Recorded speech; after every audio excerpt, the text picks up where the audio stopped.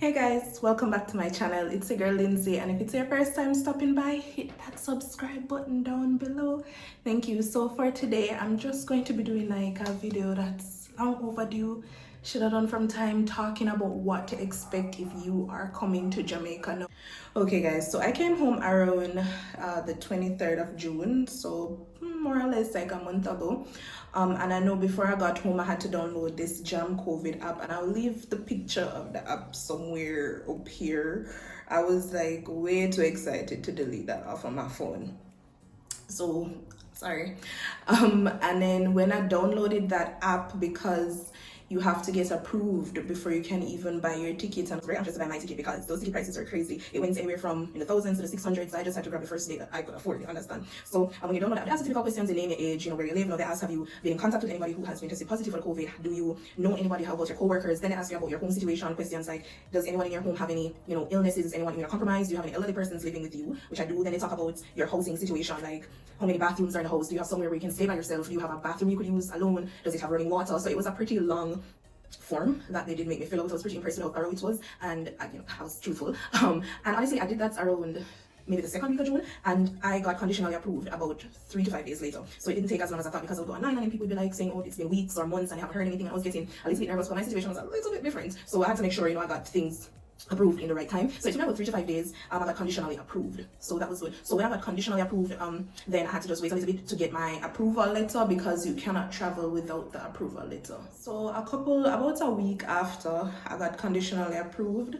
I received an email saying that I was approved, but even though I did get that email, I had already booked my ticket, because as I said earlier, like I wasn't gonna wait for those ticket prices to drop, and I'm not balling like that, and I'm flexing like that, so I'm not gonna wait until like the week before to buy a ticket. So I had my ticket and stuff. So when I got my official approval letter, you get like a code, and either show the airport staff on your phone or you can print it. I decided to print it. I don't know, like sometimes I love technology, but sometimes I can't really trust it.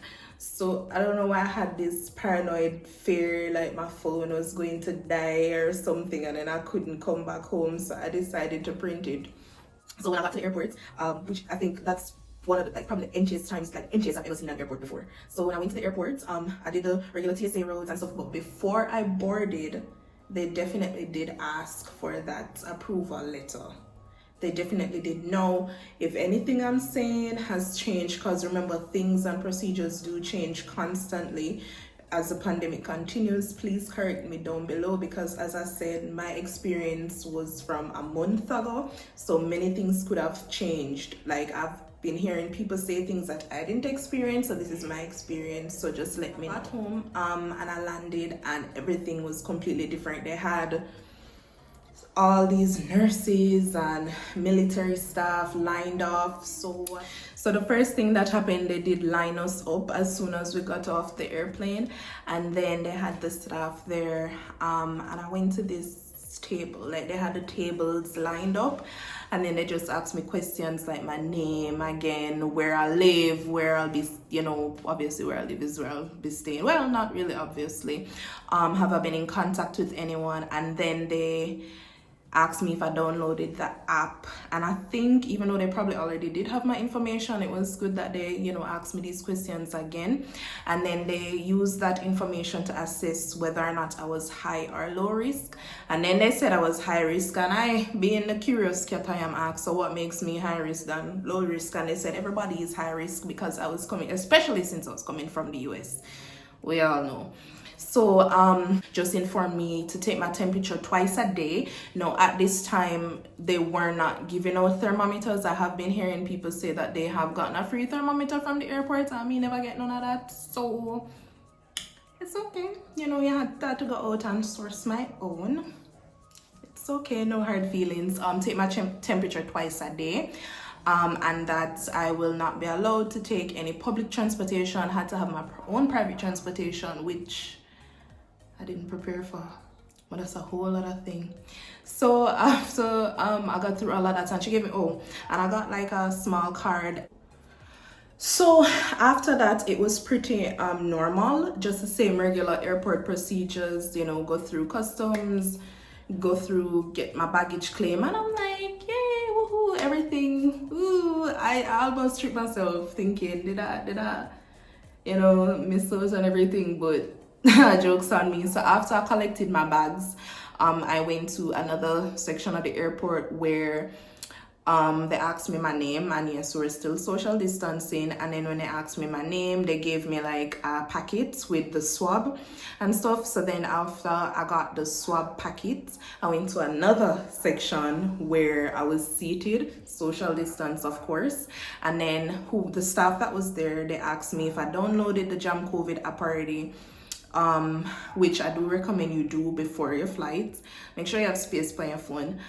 And when I was there, they took the swab packet that I got and went off, because the swab packet, it had like my name and my information and stuff in it. So when I sat down now, the staff, she was there showing me, well, connected to the airport Wi-Fi and how to log into the app and where to go. So when I log into the app, I log in. There is a reference code on the travel authorization form that you'll be getting. So you log in with that. And then she shows me how to do the video check-in, because every single day you will have to do a video check-in, and not just twice a day. Your temperature check is done twice a day, but the video check-in, yeah, it kind of harassed me a little bit with the video check-in. I swear that phone pinged maybe more than every hour on the hour, like often. So she showed me how to do that, and then when I was done, I left and I went out past customs, past everything. Then there was there was a section after customs where they had more staff. I'm gonna assume there were nurses, and yes, you know, there was always somebody there constantly spraying your hands with alcohol, who they will call, you know. And this was at Sangster's International Airport, by the way, in Montego Bay, Jamaica.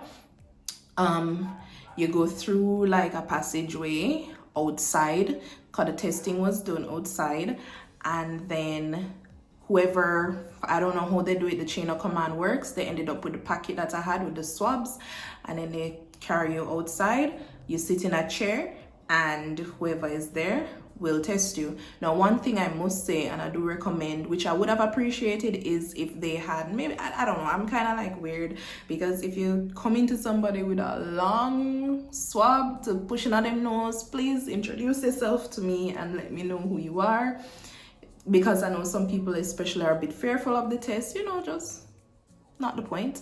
Anyway, so I did the nasal swab and the throat swab, and the nasal swab is not as bad as they make it seem. Literally, if the person is gentle, confident, and they know what they're doing, in and out, literally less than 2 seconds. So after I did the test, I had to go back inside the airport, where I got like a packet from the Ministry of Health, and it has like the log of, which I will insert a picture somewhere here, the log of like a temperature log stating if I have any symptoms, what my temperature is. So yes, you're gonna be logging your temperature in on the app, and you're also going to be logging it on that sheet that you're given, and just also some general information about what is COVID and how to stop the spread, and also like the day you were tested and the person you were tested by, yada yada yada, all that fun stuff. So after I was done with all of that, I was out. My flight landed about 1 p.m. and I was out at the airport by maybe 3. So I was in there about 2 hours. It actually went quicker than I thought it would. So they were pretty organized, and they moved pretty quickly. Cause you know, Jamaican people win all of weight. So I was pretty impressed by that. The app will definitely tell you things like you're out of your quarantine zone, in the quarantine, you've entered, exited the quarantine zone. Definitely have you do your daily check-ins many times, random times, and then your temperature logs throughout the day. So I did my quarantine period, my 14-day period. I've been off my quarantine period from the beginning of this month. So woo. And then when you're done, and they inform you that they'll have somebody calling you or checking in on you or texting your phone just to make sure like you're okay and just updating you and stuff like that, but I think the app really does a pretty good job of that. So when the quarantine period is up, this is my experience, I went ahead and called the Ministry of Health, and then I was informed that I'm supposed to be getting a quarantine release form. You see, sometimes if you're closed mouths really don't get fed, closed mouths really don't get fed. So I'm gonna call the people then. So and I went, and the quarantine release form you will get, well, I'm in Kingston, so I get that from the Kingston and St. Andrew Health Department, not the Ministry of Health. I went to the Ministry of Health and they told me to go to the Kingston and St. Andrew Health Department, which I did.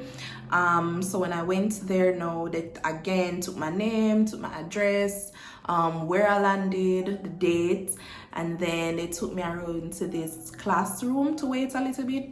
And then when they took me to the classroom, then a doctor will come and again have you sign out where you see your name, your address and everything, and then they'll sign out and then you'll get the form.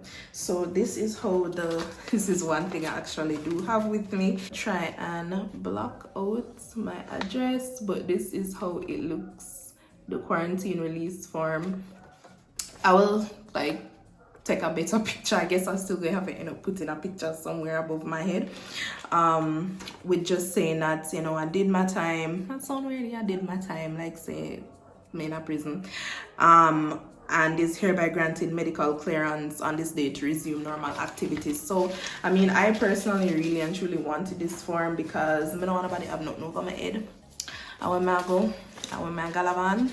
I say yeah, when I can't say nothing to me, I'm free. I do my time. Never do the crime, but I do my time. So that's basically it. One thing though, I must say, Jamaica would be a little better with this customer service, because as I said, remember I had to get my quarantine release form from the Kingston and St. Andrew Health Department. So I'm gonna tell you something. Just a word of advice to all you young doctors and nurses out there: if you want a long career ahead of you, customer service will go a long way. Because maybe I should do a story time on that real experience I had with this doctor who just saying people, if you're talking to somebody and you want to chat them or you want to gossip about them, please make sure you hang up the phone.